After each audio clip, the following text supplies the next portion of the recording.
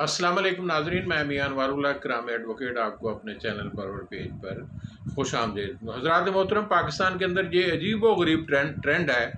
कभी कभार जब कोई सियासी जमात ये समझती है कि फ़ौज हमारी मुआवनत नहीं कर रही तो उसके खिलाफ ट्रेंड चलना शुरू हो जाता है। और बाज़ कारकुन जो जाली तौर पर चहेते होते हैं पार्टियों के, वो खुद ही ट्रेंड शुरू करते हैं। आजकल फ़ौज के ख़िलाफ़ कुछ अनासर ने यह ट्रेंड शुरू किया है कि वो गैर जानबदार क्यों हैं, हालांकि फ़ौज को गैर जानबदार होना चाहिए। अगर गुजरे हुए अदवार के अंदर फ़ौज ने कोई ज़रूरी या गैर आइनी मुदाखलत किया है तो उसको सब लोग नापसंदीदा निगाहों से देखते हैं।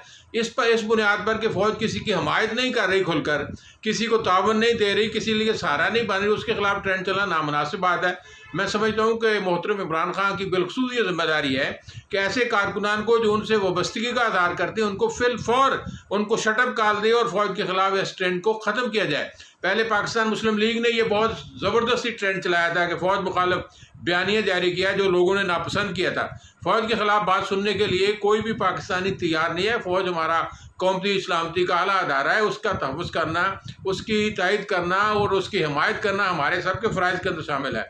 और दूसरी अहम बात है, पाकिस्तान मुस्लिम लीग की क़यादत शाहिद खान अब्बासी और बाकी लोग, और उधर पाकिस्तान पीपल्स पार्टी की क़यादत जनाब स्पीकर को मुर्दे इल्ज़ाम ठहरा रही है कि स्पीकर साहब ने इजलास 21 की बजाय जो 14 दिन के अंदर आता है वो 25 मार्च को क्यों तलब किया है। और उन्होंने ये उनका कहना यह है कि उनके खिलाफ आर्टिकल 6 के तहत हम कार्रवाई के लिए दरख्वास्तें देंगे। मैं समझता हूँ कि अगर आइन के अंदर ये बात मौजूद है कि आइन की दी हुई मुद्दत के अंदर कोई आइनी काम नहीं होता तो बाद में भी उसको गैर कानूनी और गैर आइनी करार नहीं दिया जा सकता।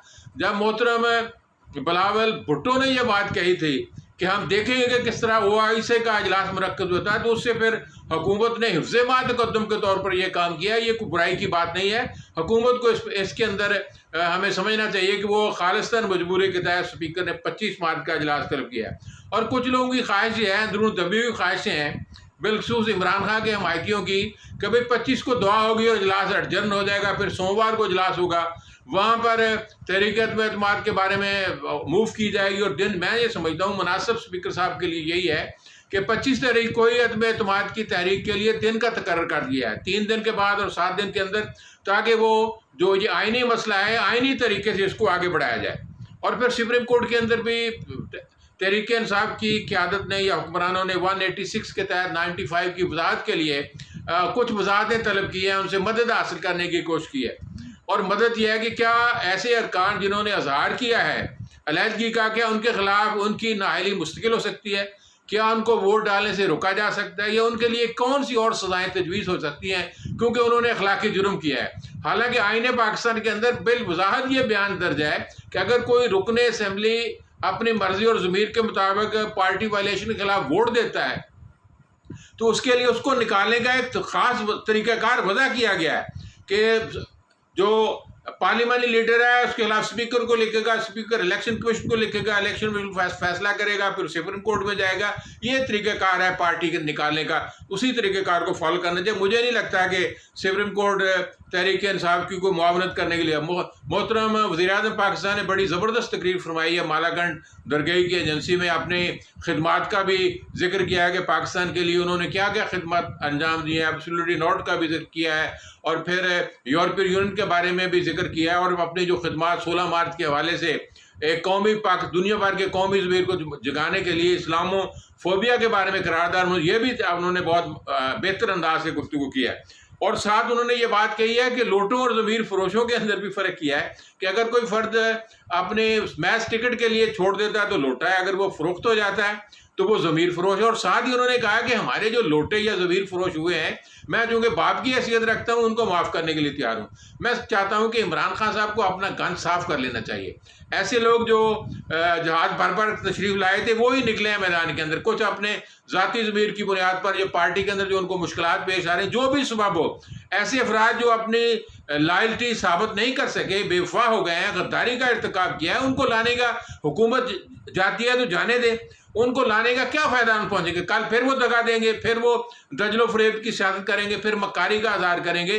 तो तहरीक इंसाफ को अपने मौक़िफ़ पर कायम रहते हुए ऐसे अफराद जिन्होंने तहरीक-ए-इंसाफ पे गद्दारी का इर्तिकाब किया उनको कभी लेने की, ये इमरान खान को चाहिए नहीं था ये बयान देता कि मैं उनको माफ़ करने के लिए तैयार हूँ। इसका मतलब यह है इमरान खान समझता है कि अगर वो वापस लौट आएंगे तो भाई मेरी हुकूमत बच जाएगी। मैं समझता हूँ ऐसे तरले से हुकूमत करना को मुनासिब नहीं। इमरान खान हर सूरत में कामयाब व कामरान ठहरेंगे। अगर उनके खिलाफ तहरीक-ए-एतमाद कामयाब हो जाती है तब भी वो पाकिस्तान के अंदर एक असूली लीडर के तौर पर सुरखरू होगा, मैदान अमल में आएगा, जिस तरह उन्होंने मोटिवेट करना शुरू कर दिया।